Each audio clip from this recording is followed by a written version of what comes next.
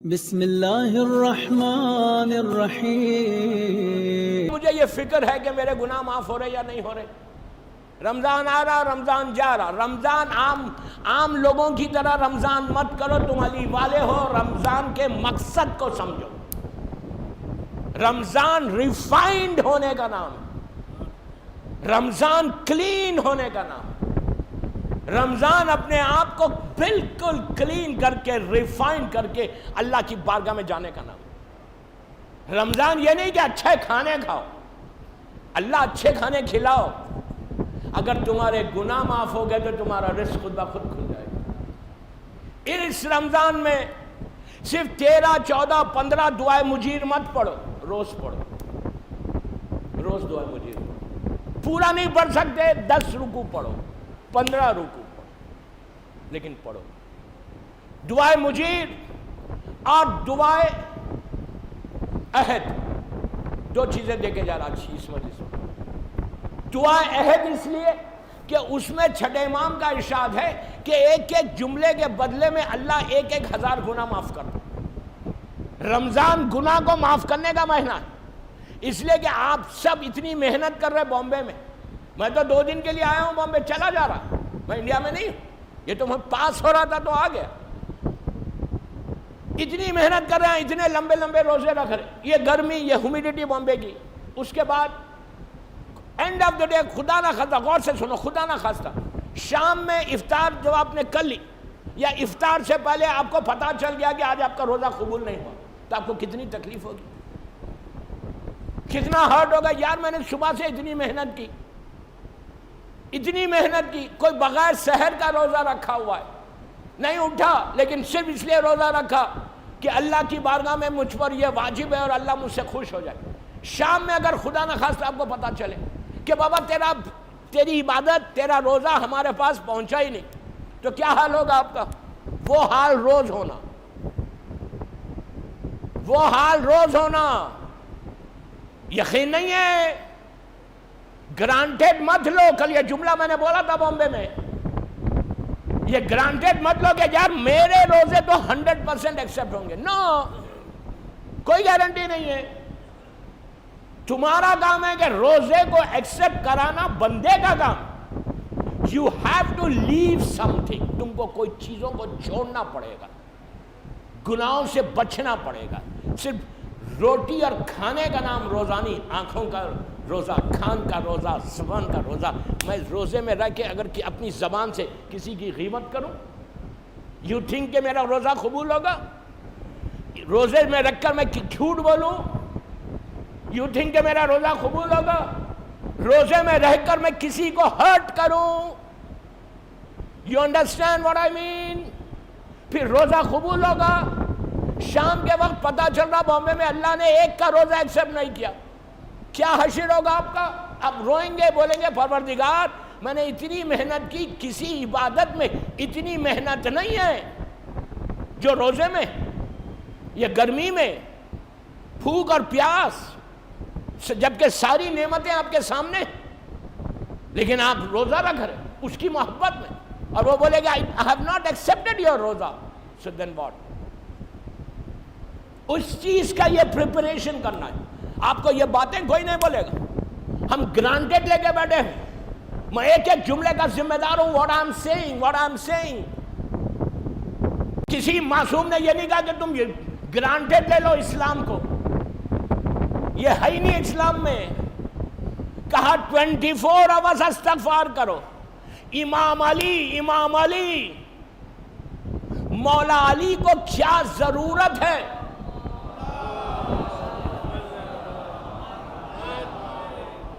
مولا علی کو کیا ضرورت ہے یار؟ امام علی کہ جس کی محبت ایمان ہے، جس سے بغض کفر و نفاق ہے، کہ جس کی محبت کی وجہ سے روزے قبول ہوں گے، جس کی محبت کی وجہ سے ہماری عبادتیں قبول ہوں گی، جس کا وجود، جس کا اشارہ ہماری زندگی کو بدل دے، جو تقدیروں کو بدلنے والا، جو کائنات کا افضل ترین، عالمین کا افضل ترین اللہ کا بندہ، وہ اللہ کے سامنے جا رہا۔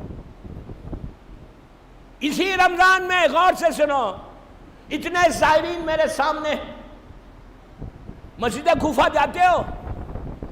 جب نجف اشرف کی زیارت ہوتی ہے تو مسجد کوفہ بھی جاتے ہیں، سب اللہ بار بار نصیب کرے۔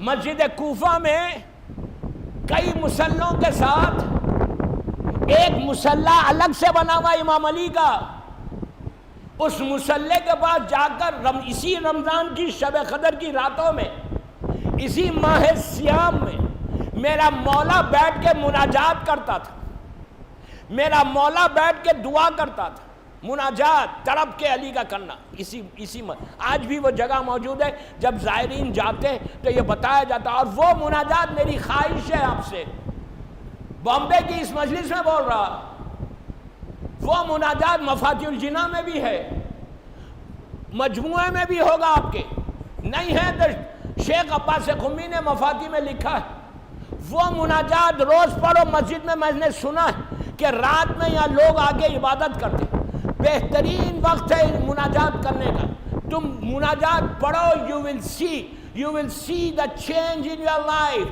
you will see the change in your destiny۔ میں یوں ہی نہیں کہہ رہا، ایک ایک جملے کا ذمہ دار دنیا میں جہاں یہ مناجات بتائی، امام علی کی مناجات مفاتیح الجناں میں شیخ عباس قمی نے بھی لکھا، اور کئی جگہ پہ آپ کو ملے گا۔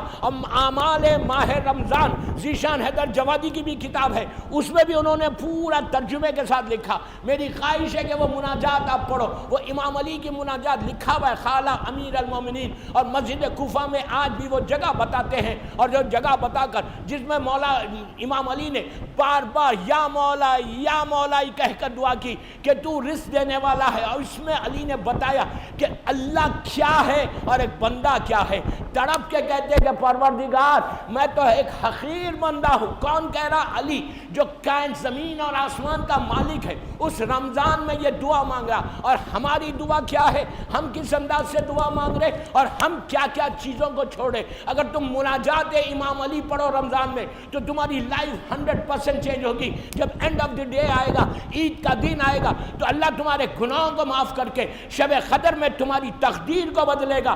آئندہ سال اگر تم کو خوشحالی چاہتے، آئندہ سال تم پریشانیوں سے بچنا چاہتے، آئندہ سال تم بڑے بڑے میجر ڈیزیز سے بچنا چاہتے، تو امام علی کی وہ مناجات پڑھ کر اللہ کی بارگاہ میں دعا کر کے اس ماہ رمضان کی جو برکتیں ہیں، اس ماہ رمضان کی جو رحمتیں ہیں، اس ماہ رمضان کی جو بلیسنگ ہے جو اللہ دینا چاہتا، وہ ایک ایک مومن کے گھر پہ ملے کہ 18 مرتبہ ہر روز صبح اور شام، رات میں اور صبح میں تم سٹریس سے بچنا چاہتے۔ سٹریس سمجھ رہے جو سب سے بڑی بیماری ہے، مدر آف آل ڈیزیز جس کو کہتے، سٹریس، کہ جس سے بی پی بھی ہو جاتا ہے، شوگر بھی ہو جاتی ہے، 1000 بیماریاں ہوتے۔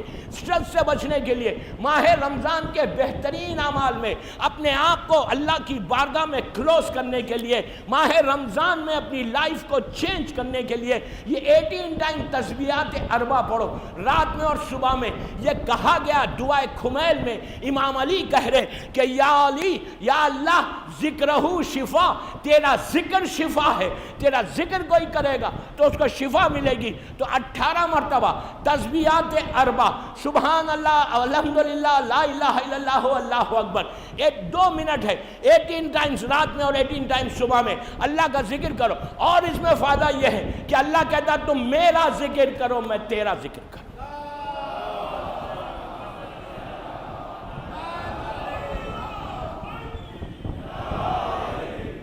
ایک بابا جو بلند سلوات پڑھ رہے۔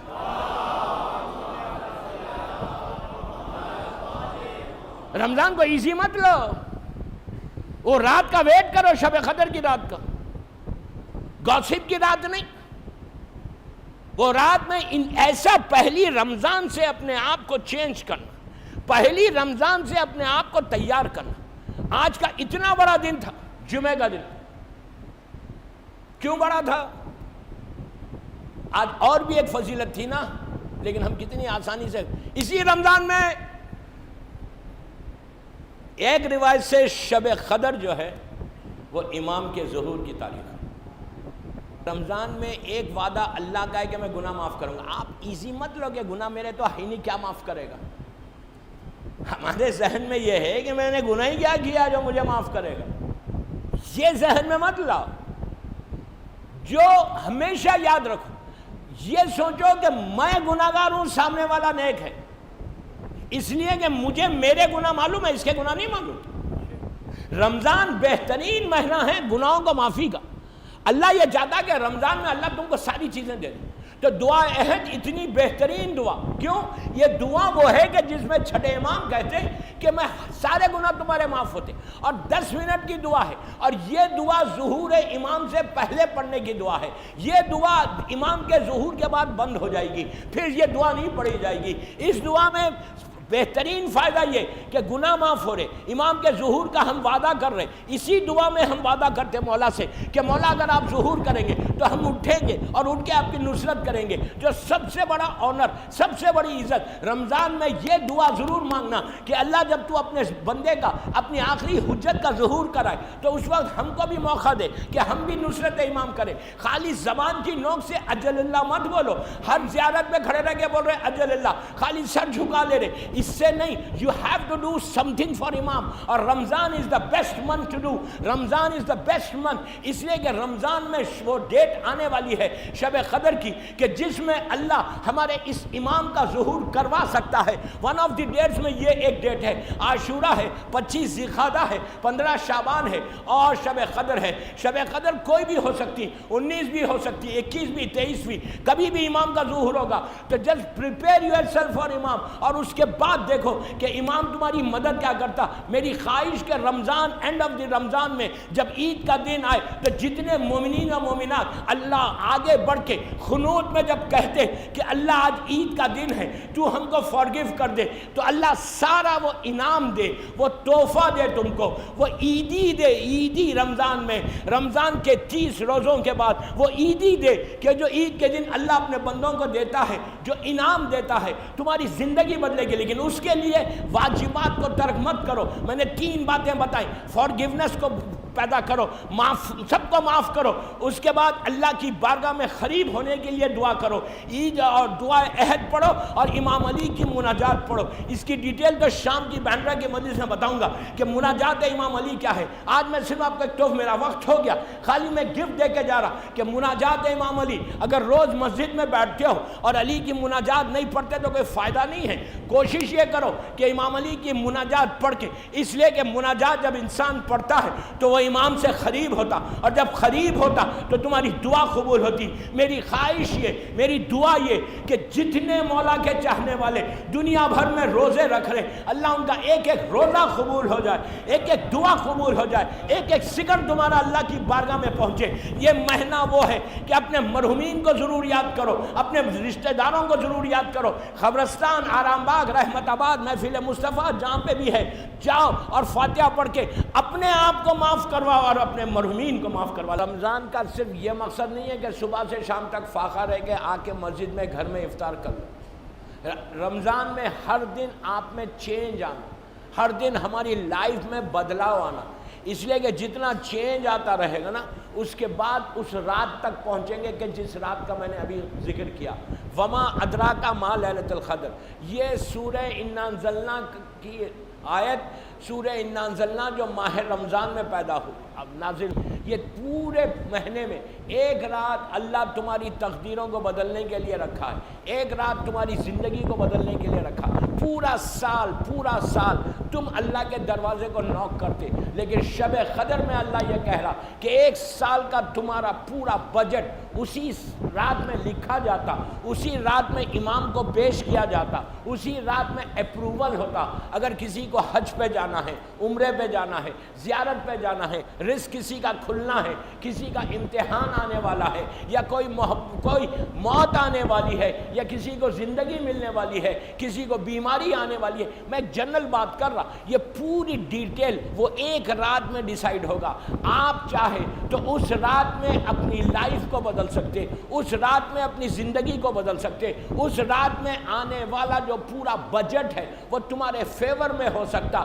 اسی لیے کہا کہ وہ 1 رات چند گھنٹوں کی رات نہیں ہے، 6 گھنٹے، 7 گھنٹے، 10 گھنٹے، 12 گھنٹے کی رات نہیں۔